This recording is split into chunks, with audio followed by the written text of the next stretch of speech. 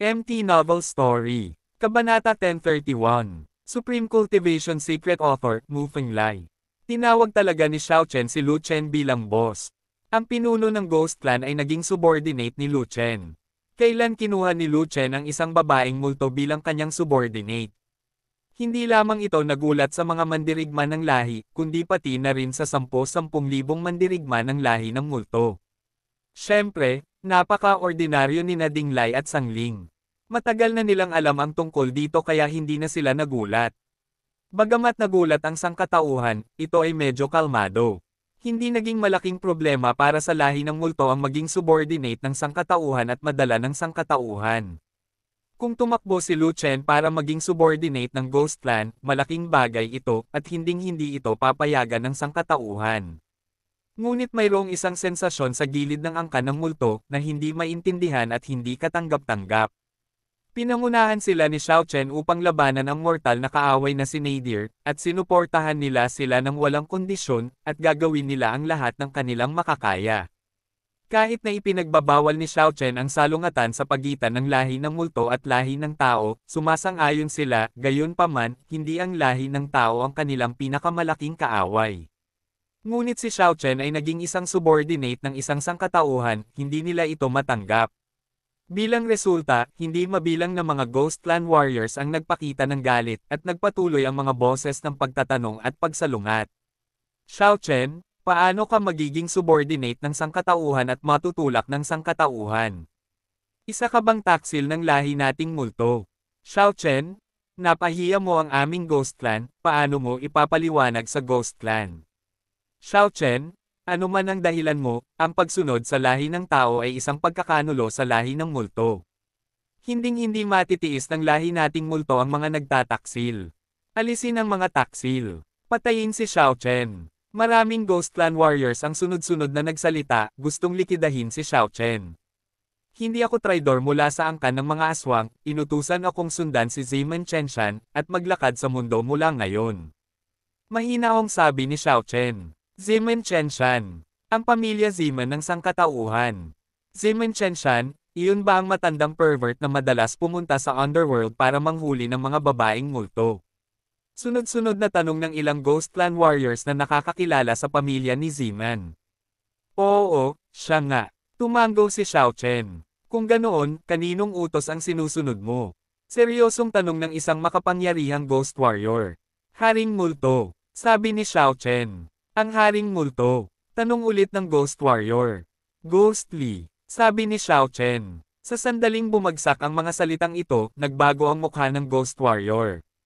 Dahil, si Guihua ang Ghost King na namamahala sa Duanyang Road, at may pananagutan sa kaligtasan ng Ghost Cave, at nakikitungo din sa pamilyang Zimen ng sangkatauhan, kaya siya ay may malaking kapangyarihan.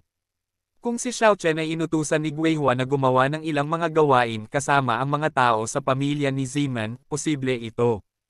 Mabuti naman na sundan mo ang mga tao ng pamilya Zimen, bakit sinusundan mo pa rin si Lu Chen? Muling tanong ng Ghost Warrior. Dahil si Lu Chen ang amo niyang Master Zimen. Nang sabihin ito ni Xiao Chen, naunawaan ng lahat ng Ghost Warrior.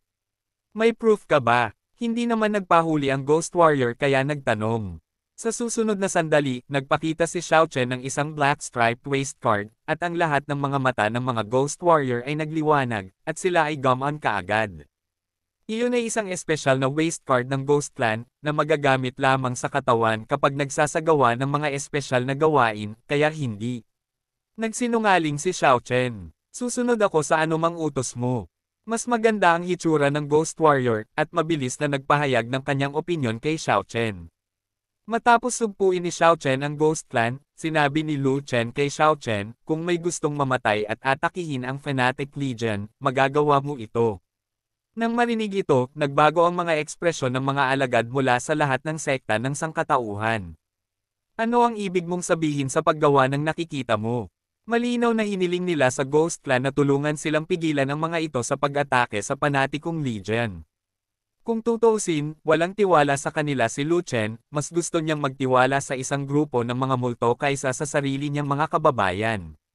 Ngunit kung sila ay karapat-dapat na pagkatiwalaan o hindi, sila lamang ang nakakaalam ng kanilang nalalaman. Naiintindihan ni Xiao Chen. Tumango si Xiao Chen, naiintindihan ang ibig sabihin ni Lu Chen. Madilim na wika. Pagkatapos utusan si Xiao Chen, lumingon si Lu Chen sa gilid ni Yao Zhou, tinitingnan si Anyo na kanina patahimik. Alam ko, at titignan ko. Sadyang tumango si Anyo, na nagdulot din ng malaking alon sa pinangyarihan. Kung sasabihin hindi ganoon kalaki ang puot sa pagitan ng lahi ng multo at ng sangkatauhan, mabibigyang katwiran. Ngunit ang Yao Zhou ay isa sa mga kaaway ng sangkatauhan, at ikaw, Lu Chen, ay nakipagsabuatan sa Yao Zhou, at ang mga ekspresyon ng mga disipulo ng lahat ng mga sekta ay nagbago. Lu Chen, alam mo ba ang ginagawa mo? Matalim na tanong ni Ding Lai, nakikipagsabuatan ka sa angkan ng demonyo at pinagtaksilan ang lahi ng tao. Alam ko, wow. Tumango si Lu Chen, at pagkatapos ay dumiretso sa kanyang puso, ngunit alam ko rin na pinangunahan mo ang 250,000 katao upang makipagsabuatan sa mga demonyo at hayop, ibahagi ang Ningxian Cave sa kaaway, at ipagkanulo ang mga interes ng sangkatauhan. Kung sana pinangunahan ang mga tao na lumaban alisin ang 2 tribo ng mga beastmen at halimaw, sa palagay ko ay dinadala mo pa rin ang mga sikat at disenteng pamilya, at nakikisaya ka sa mga orc at demonyong iyon. Well, naging asul ang mukha ni Ding Lai, at halos mabulunan siya ni Lu Chen. Tungkol naman sa mahigit 200,000 alagad ng iba't ibang sekta, ang isa ay ibinilang na iisa, ang kanilang mga ekspresyon ay muling nagbago, lahat sila ay nakasimangot, at nakaramdam pa ng lamig sa kanilang mga puso. Ang bibig ni Lu Chen. Nakakamangha. Galit na galit si Ding Lai na hindi siya nakaimik, at ang mahigit 200,000 tao sa eksena ay walang galit. Bukod dito, walang mali sa ipinahayag ni Lu Chen. Dati, para makaiwas sa digmaan, talagang nakipagtulungan sila sa 2 lahi ng mga halimaw at demonyo para makisalo sa Ningxian Cave. Ngayong nakikipagtulungan na si Lu Chen kay Yao Zhou, bakit sila utol? Napakaganda kung ang masasamang bagay na ito ay kumalat sa labas ng mundo. Alinman sa mga malalakas na tao sa labas ay nakabukas ang isang mata at nakasara ang isa, at walang mananagot. Magagalit man ang malakas sa labas at papanagutin ang lahat sa pakikipagsabuatan sa kalaban na lahi, pagkatapos ay hindi makakatakas ang lahat, kasama sina Lu Chen at Ding Lai. Inilagay ni Lu Chen ang kanyang sarili sa ibabaw at kinaladkad ang lahat sa tubig. Ang hakbang na ito ay walang awa at tumpak. Talagang mahirap siyang pakitunguhan. Sa sobrang galit ni Ding Lai ay hindi na niya alam ang sasabihin kaya tumahimik na lang siya at hindi na nagsalita pa. Ang iba ay lalong tumahimik para hindi masyadong magkamali. Ang sangkatauhan ay nahuli ni Lu Chen at inayos ang lahat ng mga sekta, ngunit sila ay naging tahimik. Ngunit ang panig ng Yao Zhou ay hindi mapayapa, at maraming mandirigmang Yao Zhou ang tumutol sa pagtulong kay Lu Chen. Maaari nilang sundin ang mga utos ni Anyo at tumayo sa lahat ng oras, hindi nakikilahok sa anumang mga laban. Ngunit ayaw nilang tulungan ang sangkatauhan dahil ang sangkatauhan ay kanilang kaaway. Hindi dapat suwayan ang utos ko, kung hindi, ang angkan ng demonyo ay itataboy at papatayin kaagad. Si Anyo ay may malamig na ekspresyon, mabagsik na tono, at matigas ang ugali. Miss Anyo, pinilit mo kaming tulungan ng sangkatauhan, alam mo ba ang kahihinatnan? Isang mandirigmang Yao Zhou ang nagtanong, pagkatapos nating bumalik, ang mga nakatataas ng Yao Zhou ay mananagot, at tayo ay mapaparusahan, at hindi ka makakatakas. Tama, ang ganitong uri ng pagtataksil ng kaaway ay hindi kailanman pinatawad ng ating Yao Zhou. Ang isa pang mandirigmang Yao Zhou ay nagsabi, Miss Anyo, mangyaring pag-isipang mabuti. Kung gagawin mo ito, pagkatapos mong bumalik, ang naghihintay sa iyo ay pagbitay. Maging ang iyong ama ay hindi ka kayang pigilan. Sa ilalim ng pagsalungat at panghihikayat ng lahat ng halimaw na mandirigma, biglang itinaas ni Anyo ang paningin at pinakawalan ang lahat ng kanyang hininga. Kabanata 1032, Supreme Cultivation Secret Author, Mu Fenglai. Sa isang iglap, isang malaking purple demon chain ang lumitaw sa likod ni Anyo. Ang tanikala ng demonyo ay patuloy na gumagalaw, umaalingaw-ngaw, na naging sanhi ng pagbagsak ng espasyo, pagkabasag ng kawalan, at pag-ugong ng lupa. Ito ay isang napakalakas na pangitain. Ang kapangyarihan ng pangitaing ito ay nahihigitin ng mga ordinaryong tao. Bukod dito, ang aura na nagmumula sa katawan ni Anyo ay napakakaiba, at may sinag ng kasamaan sa halimaw na aura. Ang ibang mga lahi ay hindi Yaozo, kaya hindi nila naiintindihan ang kahulugan ng aura ni Anyo, ngunit ang sariling pamilya ng Yaozo ay nakakaintindi. Ang kakaibang fenomeno na ito, ang masamang espiritong ito, ay natatangi kay Dimiao ng Monster Race. Sa sandaling ito, ang lahat ng mga mandirigmang Yaozo ay natigilan at nagulat. Kung walang ibang lahi dito at kailangan nilang panatilihing ganap ang sikreto ni Anyo, sama-sama nilang sasambahin si Anyo at batiin si Anyo sa mismong lugar. Kahit na mayroong higit sa isang emperador na panla ng Yaozo, hindi marami, lahat sila ay ang pinakamataas na kayamanan ng Yaozo. Miss Anyo, kailan nangyari ito? Tuwang-tuwang tanong ng isang mandirigmang Yaozo dahil bago pumasok sa lihim na kaharian, si Anyo ay hindi si Dimiao. Dito, sa pagbanggit na siya ay naging kabisera ng Emperor Miao, at mula noon ay umakyat na siya sa langit, ang mukha ni Anyo ay may hindi maitatagong kagalakan. Swerte talaga ni Miss Anyo, walang hanggan ang swerte niya. Biglang lumiwanag ang mga mata ng lahat ng mandirigmang Yaozo, at sobrang inggit sila kay Anyo. Nandito na, ibig sabihin ay maging Emperador Miao sa lihim na lugar ng Dunhuang. Miss Anyo, siguradong malaki ang pagkakataon. So, I want to pay back the favor, naiintindihan mo ba? Lumingon si Anyo at sinabi iyon. Susunod ako sa anumang utos ni Miss Anyo. Ang lahat ng mga mandirigmang Yaozo ay sabay na nagsalita, na nagpapahayag ng kanilang posisyon tulad nito. Ang 50,000 monster clan ay pawang mga duwende, lahat sila ay mas matalino kaysa sa mga multo, at lahat sila ay nakakaintindi ng kahulugan ng Anyo. Balikan ang mga pabor. Ibig sabihin, ang maging isang Dimiao sa tulong ng isang tao. Sino ang makakatulong? Siyempre ito ay si Lu Chen mula sa lahi ng tao. Kung hindi, bakit pumayag si Anyo kay Lu Chen? Higit sa lahat, pagkatapos maging Dimiao si Anyo, iba na ang status niya, at mas mataas pa ang status niya kaysa dati. Ang Yaozo Emperor Seedling ay ang kinabukasan ng Yaozo, ang kayamanan ng Yaozo, at dapat pahalagahan at protektahan ng mga nakatataas ng Yaozo. Hindi pa banggitin na tinutulungan ni Anyo ang isang sangkatauhan na makipagkompetensya para sa mga pagkakataon, kahit na gumawa si Anyo ng isang bagay na hindi karaniwan, hanggat hindi niya hinawakan ang ilalim na linya ng angkan ng halimaw, walang mangyayari, at walang parusa. Sinusundan nila si Anyo na gumawa ng mga bagay, at hindi sila mapaparusahan. Karamihan sa mga high-level na Yaozo ay nakabukas ang kanilang mga mata at nakapikit ang kanilang mga mata. Matapos mapasuko ng mga may itim na salita ang Yaozo, umalis si Lu Chen nang may kapayapaan ng isip at pumasok sa Ningxian Cave ng mag-isa. Mayroong daan-daang libong tao sa pinangyarihan, ang isa ay binibilang-bilang isa, maaari lamang nilang panoorin si Lu Chen na mag-isa sa paghahanap ng kayamanan, at panoorin ang figure ni Lu Chen na mawala sa Ningxian Cave. Ang Ningxian Cave ay may magaan na kapaligiran. Ang mga magaan na paghinga ay mapayapa at maaari pang magbigay ng sustansya sa Primordial Spirit, na napakabuti para sa Primordial Spirit. Nakakalungkot na walang kaluluwa si Lu Chen, kaya walang halaga ng pagpapakain ang walang silbi. Sa katunayan, walang nakakaalam kung ano ang nasa loob ng Ningxian Cave. Hulaan na lang na iba ang Ningxian Cave at magkakaroon ng magagandang pagkakataon dito. Paano kung hindi ito isang malaking pagkakataon, ngunit isang malaking bitag? Kaya naman pinili ni Lu Chen na pumasok mag-isa. Kung mayroong anumang malalaking bitag, magkakaroon siya ng kumpiyansa na makatakas. Kung papasukin mo ang mga kapatid ng Legion, mapanganib kung makatagpo ka ng isang bitag, at maaari kang magdusa ng matinding pagkalugi. Ang pagpabiye sa kanyang mga kapatid na mapahamak ng walang dahilan ay hindi katanggap-tanggap sa kanya.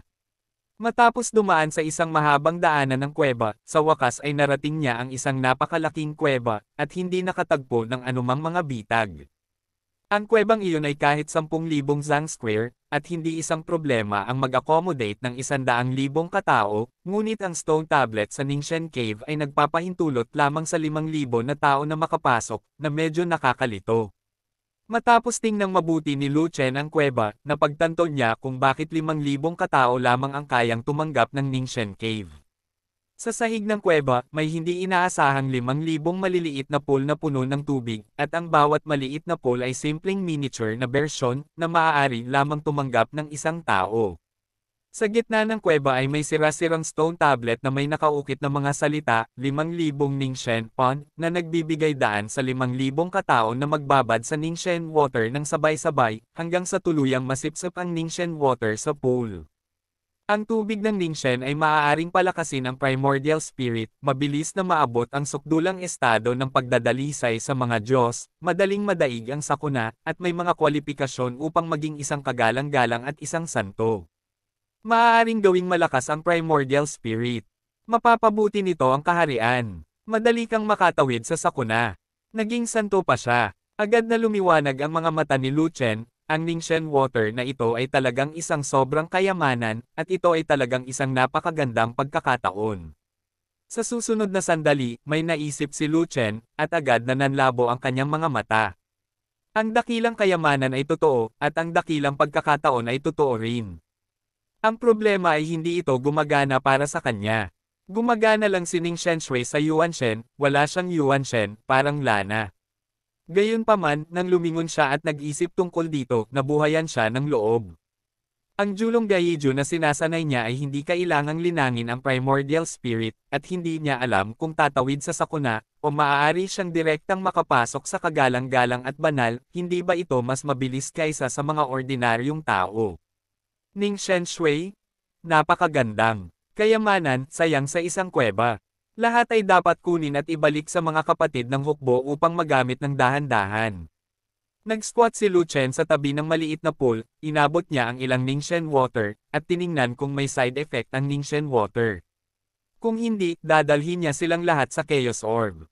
Ha! Tiningnan ni Lu Chen ang Ningxian water sa kanyang kamay, at wala siyang nakitang side effect, ngunit mabilis na nawawala ang bango ng Ningxian water, at ang essence energy sa tubig ay mabilis ding nawawala, kaya hindi niya maiwasang mapasimangot. Pagkatapos ng ilang paghinga, ang Ningxian water sa kanyang kamay ay tuluyang nawawala ng aktibidad, at ito ay nagiging walang silbi tulad ng ordinaryong tubig. Ito, anong nangyayari? Natigilan si Lu Chen sa mismong lugar, ibinuhos ang basurang tubig sa kanyang kamay, at pumunta sa isa pang pool para sumalok ng nakakapabagal na tubig para pagmasdan. Dahil dito, mabilis na naging basurang tubig ang nakakapagpatahimik na tubig na iyon sa sandaling umalis sila sa pool. Hindi nakipagkasundo si Lu Chen, kaya sinubukan niya ang Ningxian water sa 12-dosenang maliliit na pool, ngunit pareho silang lahat, at lahat ng ito ay naging inutil sa kanyang mga kamay. Hindi ba pwedeng umalis si Ningxian Shui sa pool dito?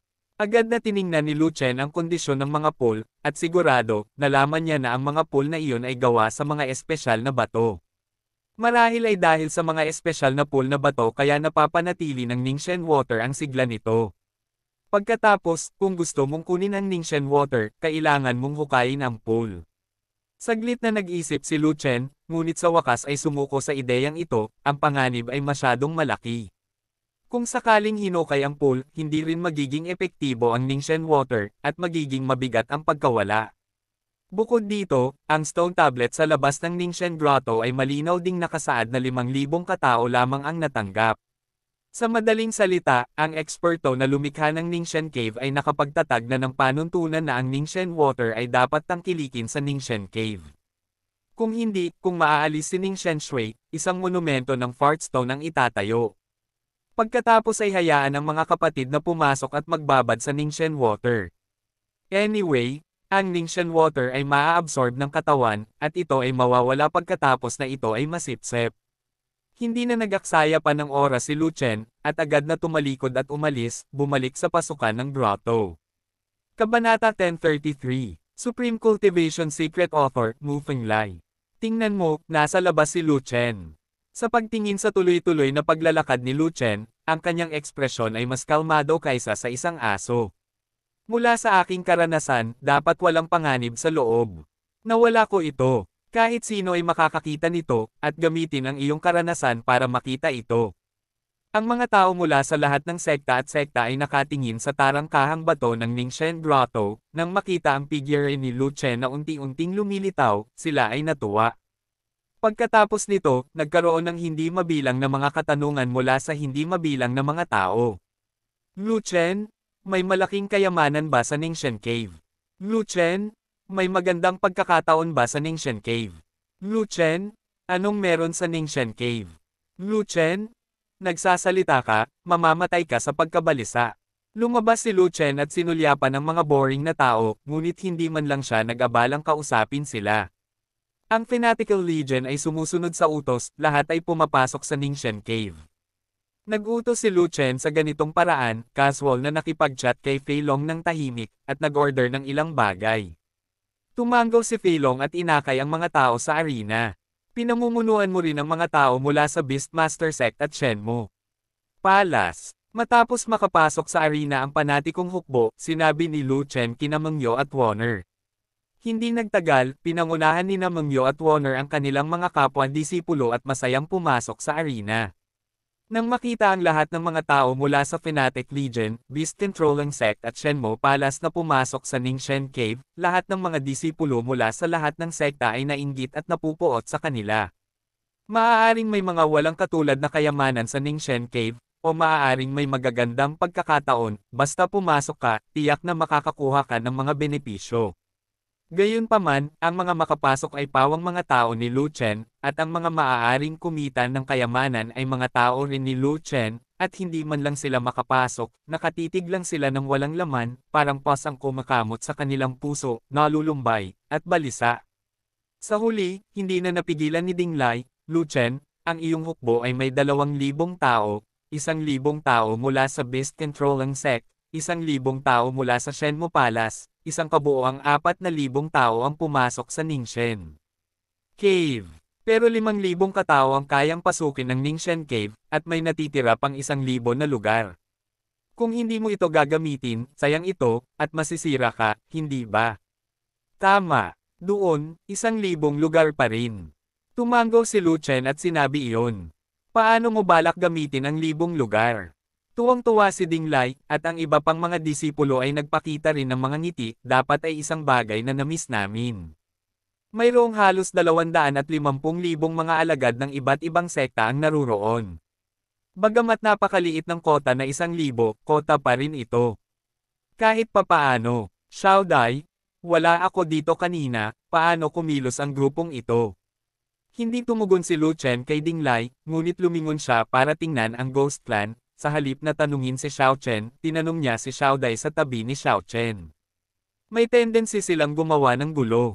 Nakikita nila na gusto nilang pasukin ang Ningxian Cave, ngunit sa sobrang takot nila ay napilitan silang tumayo. Naintindihan ito ni Xiao Dai, at ibinuka ang kanyang bibig para lumapit, lumikha ng isang bagay mula sa wala, tiyak na magaling siyang magtanim at mag-frame. Bago pumasok si Lu Chen sa Ningxian Cave, ginawa niya ang lahat ng pag-aayos at mahigpit na binantayan ang Ningxian Cave upang maiwasan ang anumang panghihimasok. Gamit ang Fanatical Legion bilang backbone, ang Beast Controlling Sect at ang Shenmue Palace bilang mga katulong, ang Ghost Race at ang Monster Race ay masasabing makapangyarihan. Ang ganitong kaayusan ay kasing tatag ng Mount Tai. Kahit na si Dinglai ay may lakas ng loob na isang leopardo, hindi siya maglalakas loob na pangunahan ang karamihan sa pag-atake. Alam na alam ito ni Lu Chen. Gayunpaman, ayaw ni Lu Chen na ibigay ang 1,000 kota sa mga taong iyon, kaya kailangang may mag-set up ng stage para kumanta. Ito ang dahilan kung bakit tinanong ni Lu Chen si Xiao Dai sa halip na si Xiao Chen. Si Xiao Chen ay banayad at tapat, hindi niya naiintindihan ang ibig sabihin ni Lu Chen, lalo pa kung paano makipagtulungan. At si Xiao Dai ay napakaskimang, hindi isang honest master, sino pa ang hahanapin kung hindi si Xiao Dai? Oo naman, naunawaan ni Xiao Dai ang ibig sabihin ni Lu Chen, at ang kanyang reaksyon ay hindi binaygo si Lu Chen. Well, I'm not here, and you guys want to do something, it's really unreasonable. Si Lu Chen ay biglang natauhan, at nagalit sa mismong lugar na may hitsura ng galit. Babaeng multo, huwag kang magsalita ng walang kaparirikan at bulalas ng dugo ang mga tao, huwag mo kaming iframe. Galit na galit si Dinglai na nanginginig ang buong katawan, gusto talaga niyang sumugod at sampelan si Xiao Dai hanggang sa mamatay. Nagpakita rin ng galit ang mga alagad ng iba't ibang sekta. Hindi ka pa nakikilala ni Xiao Dai, at walang sama ng loob o galit. Ano ang ginawa niya para iframe ka? Kakaibang sabi ni Lu Chen. Lu Chen? Huwag kang makinig sa kalokohan ng babaeng multo, hindi ko alam kung bakit niya nasabi iyon, wala naman. Walang choice si Dinglay kundi ang magpaliwanag, maniwala ka sa akin, hinihintay ka naming lumabas, at wala kaming iniisip na masama. Do you swear? Mukhang kainahinala si Lucien, talagang naghuhukay siya ng butas, ngunit iniisip niya kung mahuhulog ba si Dinglay dito. I swear, kung mali ang kalahati ng sinasabi ko, tatamaan ako ng kulog. Si Dinglay ay nanumpa, kaya sumumpa. Gayunpaman, sa sandaling ang panunumpa ay ginawa, isang kamangha-manghang tanawin ang lumitaw. Biglang may kulog mula sa langit. Boom! Isang thunderbolt ang bumagsak mula sa langit at tumama kay Dinglay. Natigilan ang lahat sa eksena. Paano mo masasabi na ang langit ay kumukulog hanggang sa itaas, ang langit lang ang kumukulog hanggang sa itaas? Ano ang ginawa ni Dinglay? Kakatapos lang manampa, nagkatotoo na. Napakabilis ba? Pupunta ako. Takot na takot si Dinglay, at huli na ang lahat para maiwasan ito, halos nasa lugar na ang tama ng kidlat. Bilang huling paraan, walang pagpipilian si Dinglay kundi dalhin ito ng husto, iikot ang kanyang tunay na enerhiya, itaas ang isang kamay, at harapin ang kulog. Boom! Ang kulog ay tumama sa kamay ni Dinglay, na nagpasiklab ng libu-libong kislap na bumaril sa lahat ng direksyon. Patay ang kulog. Ang kulog ay hindi masyadong malakas, ngunit si Dinglay ay maayos, ngunit ang kanyang buhok ay medyo nasunog, ang kanyang damit ay medyo punit, at siya ay nasa gulo. Ay! Natigilan si Dinglay at hindi alam ang sasabihin. Ano ang ginawa niyang mali? Hindi ko alam kung bakit biglang kumulog. At tumama sa kanya ang kulog na iyon, hindi ko talaga alam kung paano ipapaliwanag. At tahimik na sumulyap si Lucien sa Ningxian Cave, at nakita ang mapurol na ulo ng rookie, nagmamadaling lumiit sa gate na gawa sa bato. Lihim na natuwa si Lucien, ang kulog na iyon ay hindi nahiwalay sa langit, ngunit ginawa ng isang baguhan. Nakatuon lang ang atensyon ng lahat kay Dinglay, at lahat sila ay nagdududa sa pagkatao ni Dinglay. Walang nakapansin na may naglalaro. Dati, inutusan ni Lucien si Feilong na sabihin kina Keiniao at Wanyan na huwag pumasok sa kuweba, ngunit pansamantalang magtago sa likod ng tarangkahang bato, at kumilos ayon sa mga pangyayari. Bilang resulta, ang rookie na iyon na may hindi maliwanag na ulo ay talagang naging maliwanag sa sandaling iyon, at gumawa ng kulog sa oras, na karapat-dapat na papuri. Dinglay, hindi totoo ang sumpa mo, pati kulog mula sa langit ay tatamaan ka, ano pa ba ang gusto mong sabihin? Napakunot noo si Lucien at sumigaw ng mahigpit. Gusto kong sabihin, itong kidlat ay tumatama sa maling tao, naniniwala ka ba? Mahinang sabi ni Dinglay na may bitter na mukha. Naniniwala akong multo ka, paano ako magtitiwala sa taong tinamaan ng kidlat? Sinabi ni Lucien sa malamig na tono, kung maniniwala ako sa iyo, dapat akong tamaan ng kidlat. Sa sandaling bumagsak ang mga salita, maraming tao sa pinangyarihan ang tumangala sa langit, inaasahan ang pagbagsak ng kulog. Sayang naman, pag tinitignan ng matagal, walang kulog na umutot, kaya walang kabuluhan ang pagtingin dito. Huwag mo nang isipin ang 1,000 kota, mas gugustuhin ko pang ibigay ito sa mga multo kaysa sa mga hamak. Kabanata 1034, Supreme Cultivation Secret Author, Mu Fenglai. Lucien? Nagkamali ako. Nang marinig na inilaan ni Lucien ang lugar para sa mga multo, nabalisa si Dinglay at nanawagan ng kawalan ng katarungan. Bibigyan kita ng 500 Ghost Clan Kota, pumunta ka at pumili ng 500 tao para makapasok sa Ningxian Cave. Ano man. Ang pag-ungol ni Dinglay, sinabi ni Lucien kay Xiaochen, pagkatapos pumasok sa kuweba, sundin ang pagsasaayos ni Feilong. Salamat boss. Tuwang-tuwa si Xiaochen, at nagmamadaling pumunta para piliin ang tribong kasama ni Xiaodai. Salamat boss. 10,000 Ghost Warrior ang natuwa, at sinundan pa si Xiaochen sa pagtawag kay Lucien sa ganoong paraan. Mula nang matalo ang mga orc, demonyo at Hades, ang lugar na ito ang namamahala sa sangkatauhan. Hindi nila naisip na magkaroon ng pagkakataong makapasok sa Ningxian Cave, ngunit talagang binigyan sila ni Lucien ng 500 kota. Dahil si Lucien ang boss ng kanilang pinuno, maaari rin silang tawaging boss. Pagkaraan, 10,000 Ghost Race ang naglaban para sa natitirang 478 na lugar. Siguradong pag-aari ni Xiaochen at Xiaodai ang dalawang lugar, hindi sila makagalaw. Ibibigay ko sa iyo ang huling 500 lugar.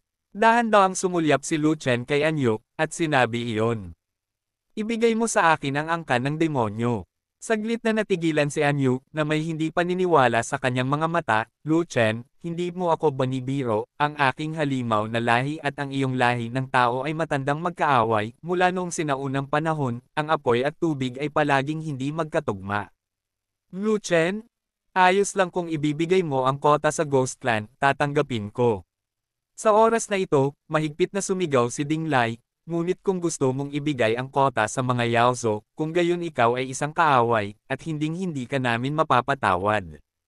Akin ang Ningxian Cave, at ibinibigay ko ang kota sa sino mang gusto ko, wala kang kinalaman. Tinaas ni Lu Chen ang kanyang kilay at nginisyan, mas gugustuhin kung ibigay ang kota sa angka ng demonyo kaysa sa isang grupo ng mga banal na hayop. Ikaw, galit na galit si Ding Lai, at hindi mabilang na galit ang bumangon sa likod niya. Naglakas loob si Lu Chen na pag-alitan tayo, patayin siya. Siya ay talagang suwail. Siya ay isang kaaway. Siya ay isang kaaway ng ating sangkatauhan. Hindi natin siya dapat pakawalan. Sabay na tayo, nakapasok na lahat sa Ningxian Cave ang kanyang mga tauhan at kabayo, ano ang kinakatakutan mo? Ang mga multo at halimaw ay nangangahas na protektahan siya, sabay nating talunin sila. Galit na galit ang lahat ng mga disipulo ng sekta, at tinawag pa sila ni Lu Chen na mga hayop, at kung hindi sila magagalit, sila ay magiging mga multo. Huwag kang gagalaw. Sandaling nag-isip si Ding Lai, saka itinaas ang kanyang kamao para pigilan ang pag-atake ng mga disipulo mula sa iba't ibang sekta. Alam niyang hindi pa ngayon ang oras para gumawa ng anuman. Bagamat ang sangkatauhan ay mayroon na ngayong halos 250,000 katao, ang pinagsamang bilang ng mga multo at halimaw ay halos 70,000 pa rin. Kung talagang pinuprotektahan ng mga multo at halimaw si Lu Chen at lalaban pagkatapos ng lahat, ang lahi ng tao ay tiyak na mananalo, ngunit ang presyo ay napakataas din, na hindi sulit. Gusto niyang maghintay. Gusto ka nilang patayin, mabuti pang manatili ako at tulungan ka. Sinulyapan ni Anyo ang sangkatauhan doon, at pagkatapos ay sinabi kay Lu Chen. Hindi, pumili ka ng isang tao, huwag mag-aksaya ng oras. Umiling si Lu Chen at sinabing, kung gusto mo talagang bigyan ako ng 500 na lugar, hindi ka matatakot na ilista ang kalaban. Hindi pa rin kapanipaniwala si Anyu. Marami na siyang nakipag-usap kay Lu Chen. Pinatay ni Lu Chen ang maraming demonyong mandirigma sa kuweba ng demonyo. Talagang isa siyang matibay na miyembro ng anti-halimaw. Hindi kailanman natakot. Ngumiti si Lu Chen, ikinaway ang kanyang kamay, at sinenyasan si Anyu na huwag nang magsalita pa. Alam ni Lu Chen kung siya ay karapat-dapat o hindi. Hindi ito ang labas, ito ang Dunhuang Secret Realm, walang mga patakaran dito, at imposibleng sabihin kung sino ang kalaban dito. Ang sino mang gustong pumatay sa iyo ay ang kalaban. Ang sino mang tumulong sa iyo ay isang kaibigan. At least dito, ganyan ang kaso. Hindi kaya nakipagtulungan si Ding Lai kay He Luo at ibinahagi ang Ningxian Cave ng magkasama, kaya hindi siya kaaway. Sabihin sa kanya ang tungkol sa kaaway, ito ay malambot. Ang isa pang punto ay ang pinakamahalaga, kahit na ang Ningxianshoy ay isang mahusay na kayamanan, ang Ningxianshoy ay may pinakamataas na limitasyon para sa pagpapabuti ng lakas. Pagkatapos magbabad sa Ningxian Water, nagiging makapangyarihan ang Yuanshen, nagagawang i-condense ang Yuanshen mula sa virtual form, transformed form, condensed form, real form at Yuan form, at pagkatapos ay masira. Dahil sa lakas ng primordial spirit, ang pagpasok sa Heavenly Tribulation Realm ay madaling makadaan sa Tribulation, at sa hinaharap, maaari kang makapasok sa Supreme Realm at sa Holy Spirit. Ang punto ay maging isang santo. Maging isang kagalang-galang, maging isang santo. Ang kagalang-galang ay karaniwang ang pinakamataas na estado sa Eastern Wasteland, at ang mga santo ay simpleng malabog, at walang marami sa buong Eastern Wasteland. Ayon sa kaalaman ni Lu Chen, sa kasalukuyan ay may isang patriarch ng Kangyo na isang santo, at kung tungkol sa mapangangibabaw na tunay na tao ng kanyang amo. Tinatansya na ito ay pinabanal din. Sadyang pinipigilan lang ng nangingibabaw na totoong tao ang kanyang hininga, pinipigilan ang iba na makita ang kanyang kaharian, na nagpapanggap na misteryoso. Ang epekto ng Ningxian Water ay higit sa lahat ay kumikilos sa primordial spirit, at ito ang may pinakamalaking epekto sa mga mandirigma sa larangan ng pagdadalisay ng mga Diyos, na sinusundan ng kaharian ng makalangit na kapigatian. Ngunit ang Ling Shui ay walang espesyal na epekto sa pagpasok sa kagalang-galang at banal, makakatulong lamang ito upang maabot ang makalangit na kalagayan ng kapigatian, hindi ganoon kadaling makapasok sa kagalang-galang, kailangan mo pa ring magsikap ng mag-isa. Maraming malalakas na tao sa Heavenly Tribulation Realm, hindi mahalaga kung sila ay nasa lahi ng tao o lahi ng halimaw, at hindi sila itinuturing na pinaka-advanced na kapangyarihan sa pakikipaglaban. Mayroong 500 higit pa o mas kaunti sa 500 eksperto sa Heavenly Tribulation Realm sa Yaozo, at hindi ito makakaapekto sa kahit ano. Hanggat ang angkan ng halimaw ay hindi gumagawa ng 500 kagalang-galang, ang ibang mga kaharian ay hindi mahalaga. Kaya naman hindi naisip ni Lu Chen na bigyan si Anyo ng 500 pwesto. Sa lihim na kaharian, pinangunahan ni Anyo ang Yaozo sa kanyang tabi, at ang 500 kota ay dapat ituring na gantimpala para sa Yaozo. Totoo rin ito para sa Ghost Clan sa panig ni Xiao Chen. Kung gayon, nagpapasalamat ako sa iyo sa ngalan ni Yaozo. Pagkatapos sabihin ni Anyu, pinili niya ang lakas tao. Hindi nagtagal, napili ang mga tao mula sa Ghost Clan at ang Demon Clan, at nakumpirma ang kota. Boss, hindi ka ba papasok? Nang makitang walang balak si Lu Chen na pumasok sa Ningxen Cave, tinanong ito ni Xiao Chen. Hindi ako papasok. Tutulungan ko ang lahat na magbabantay sa labas. Kung hindi, hindi magiging idle ang mga halimaw na iyon. Kung sumugod sila sa Ningxen Cave, malaki ang epekto nito. Ngumiti si Lu Chen. Inuutusan ko ang mga halimaw na mandirigma na hindi pumapasok sa kuweba na tulungan kayong magbantay. Sabi ni Anyu, hindi, ang kailangan mong gawin ay ilayo ang iyong mga tao sa Ningxen Cave. Sabi ni Lu Chen, baliw ka, mag-isa ka lang dito, hindi ka pa nila tinutunaw. Nagulat si Anyu. Sinaktan ni Lu Chen ang mga lahi ng tao hanggang sa mamatay. Kung si Lu Chen ang nagbabantay sa pasukan ng kuweba ng mag-isa, ang mga lahi ng tao na iyon ay hindi magmadaling akyatin at paghiwalayin si Lu Chen. Gaano man kahusay na lumaban si Lu Chen, nasa kalahating hakbang pa lang siya ng God Realm, at hindi niya kinaya ang pagkubkob ng higit sa 200,000 katao sa God Realm.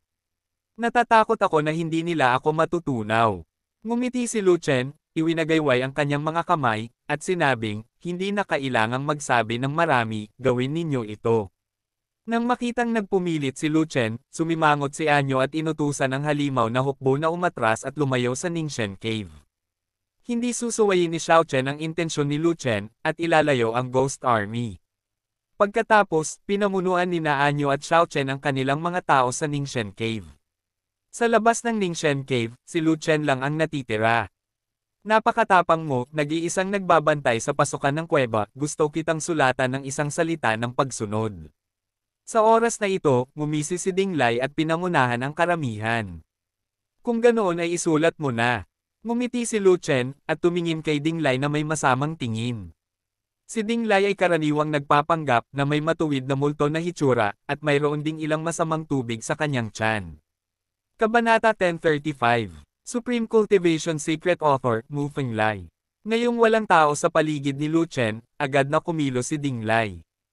Hindi hinahamak ni Lu Chen ang sinumang hinahamak niya. Hindi lamang nila hinamak si Ding Lai, ngunit mayroong higit sa 200,000 mga disipulo mula sa iba't ibang mga sekta sa likod ni Ding Lai, lahat sila ay banal, at lahat sila ay mga hayop. Kung hindi dahil sa pagsasaalang-alang na sila ay mga elite ng iba't ibang mga sekta at kailangan sila upang labanan ang lahi ng halimaw, matagal na sana ni Lu Chen na napuksa ang mga taong ito. Dahil hindi ito maaaring ganap na maalis, pagkatapos ay pumili ng mga taong papatayin, at ang mga taong may malaking sama ng loob kay Lu Chen ay hindi na kailangang umiral. Ang pagpatay sa isang maliit na bilang ng mga tao ay hindi makakaapekto sa pangkalahatang sitwasyon. Ito ang dahilan kung bakit nag-iisang nagbabantay si Lu Chen sa pasukan ng kuweba.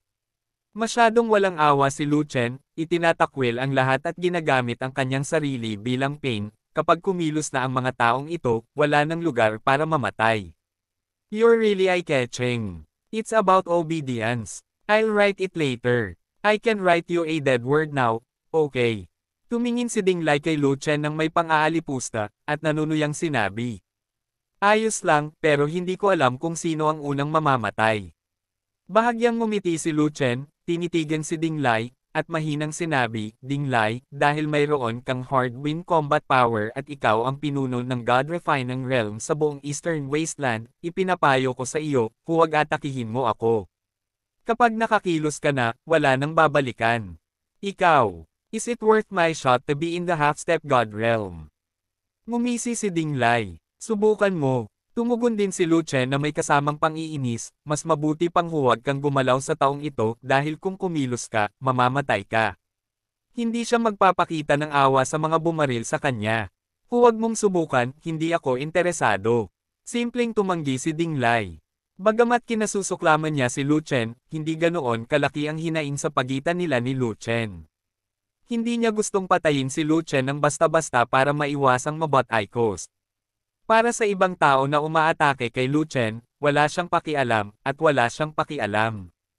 Ito ay tiyak dahil sa kanyang pag-iisip na iniligtas niya ang kanyang buhay. Susubukan ko. Tumayo si Yankee mula sa karamihan at nagpakita sa tamang oras. Malaki. Tumawa si Lu Chen, hinihintay ka niya, at natatakot siyang hindi ka pumunta para subukan. Lu Chen? Napakababa. Ng iyong kaharian, hindi ka talaga kalaban ni Yang Ji. Bumantong hininga si Dinglay, at sinabing, dahil ikaw ay isang disipulo ni Zuan Chen Daozong, at pinangunahan mo rin ang karamihan upang talunin ang dalawang angkan ng mga halimaw at demonyo, maaari kitang tulungan at hilingin kay Yang Ji na palayain ka. Tawagin ang mga tao mula sa Ningshan Cave at hayaan na lang kaming pumasok. Sabi ni Dinglay, I called them out, kaya mo bang talunin sila? Tanong ni Lu Chen. Bahagyang ngumiti si Dinglay, at hindi sinagot ang tanong ni Lu Chen, ngunit pinalitan ni Yang Ji ang pag-uusap, hindi mahalaga kung matatalo mo siya o hindi, hanggat nasa kamay ka namin, maglalakas loob ba ang iyong mga tao na sumalakay? So I hostage mo ako. Natuwa si Lu Chen, hindi lang mga hayop ang mga taong ito, kundi mga tanga din. Pinalayas pa niya ang mga multo at demonyo, at nag-iisang binantayan ng pasukan ng kuweba. Hindi ba napapansin ng mga lalaking ito na may nakakalito?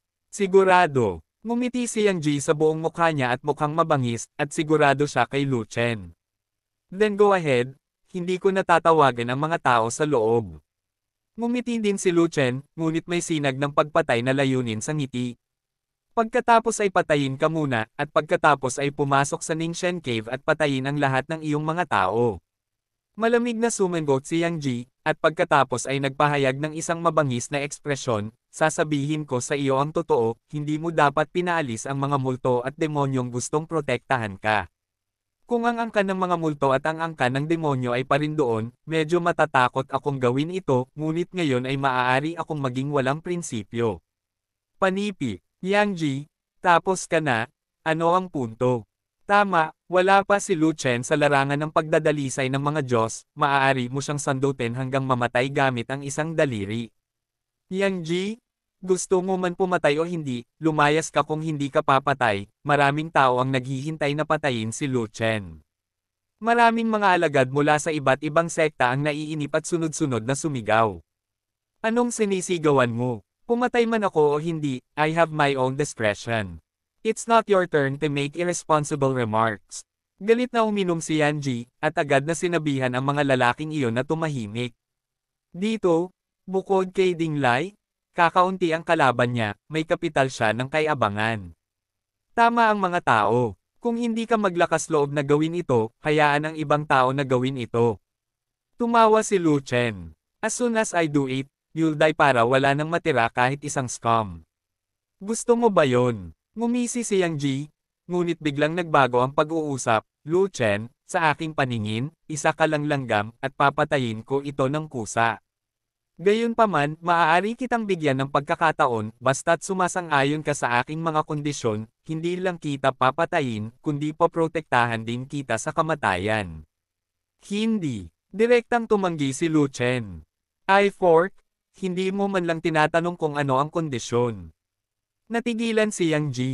No need to ask, kasi hindi ako papayag. Sabi ni Lu Chen. Hindi ka nagtatanong, sasabihin ko, basta ibigay mo sa akin si Meng Yo o si Xiao Wan. Talagang sinabi ni Yang Ji. Yang Ji, pervert ka, paano mo pakakawalan ang kaaway mo alang-alang sa isang babae? Yankee, bastos ka talaga. Yang Ji, sira ka ba? Gusto namin ang Ningxian Cave, pero babae ang gusto mo. Hindi mo ba sineseryoso ang interes ng lahat? Bago pa makasagot si Lu Chen, hindi mabilang na mga mandirigma ng tao ang nagsimulang magmura. Ngunit tahimik ang ilang tao at tahimik na pinanood ang pagganap ni Yang Qi, gaya ni Ding Lai. Tumahimik ka. Nagalit si Yang Ji, at nagmura, sa inyong mga bastard, ilan sa inyo ang umibig sa babae ni Lu Chen. Don't think I don't. No. Anong iniisip mo? Lahat ng mga pangit at madilim na kaisipang iyon, at hindi isang babae ang gustong pumatay kay Lu Chen at pagnakawan si Lu Chen. Ang bawat isa sa kanila ay banal, ngunit sila ay talagang mas masahol kaysa sa Lao Su.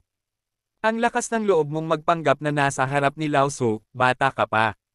Ang mga babae ni Lu Chen, huwag mo nang isipin iyon, lahat sila ay sa akin. Pinagalitan at pinatahimik ni Yang Ji ang lahat ng taong iyon dahil totoo ang lahat. Bukod dito, hindi sila sapat na malakas, at hindi sila nang ahas na makipagkompetensya sa Yang Qi. Yang Ji, nakikiusap ako, huwag mong atakihin si Lu Chen. Sa oras na ito, ang nagsusumamong tunog ni Wang Lo ay nagmula sa karamihan. Hindi mabilang, ano ang ginagawa mo para protektahan si Lu Chen, hayaan mo akong mamatay, at tingnan kung babalik ako at haharapin ka. Nagmura si Yan Qi. Senior brother Yang Ji, si Lu Chen ay isang martial arts talent na may malaking potensyal. Ang kanyang lakas sa pakikipaglaban ay hindi tumutugma sa kanyang kaharian. Maaaring hindi kanya kalaban. Sabi ni Wang Lo, joke lang, kalahating hakbang lang para pinuhin ang mga Diyos, gaano kalakas ang kapangyarihan ng labanan. Ngumisi si Yang Ji, kahit na ang kanyang lakas sa pakikipaglaban ay umabot sa 5 anyo ng mga nagpapadalisay na Diyos, mapupunit ko pa rin ang kanyang katawan ng pira-piraso. Pagkatapos magsalita, lumingon si Yang Ji at mabangis na tinanong si Lu Chen, anak, sumasang-ayon ka ba sa aking mga kondisyon ngayon lang? Hindi ako nakikipag-ayos ng mga kondisyon sa mga hayop. Bahagyang tumugon si Lu Chen, nakatingin kay Yang Ji na para bang nakatingin siya sa isang patay na tao. Kung gayon mamatay ka para sa akin. Galit na galit si Yang Ji. Itinaas niya ang kanyang kamay at sinampal si Lu Chen.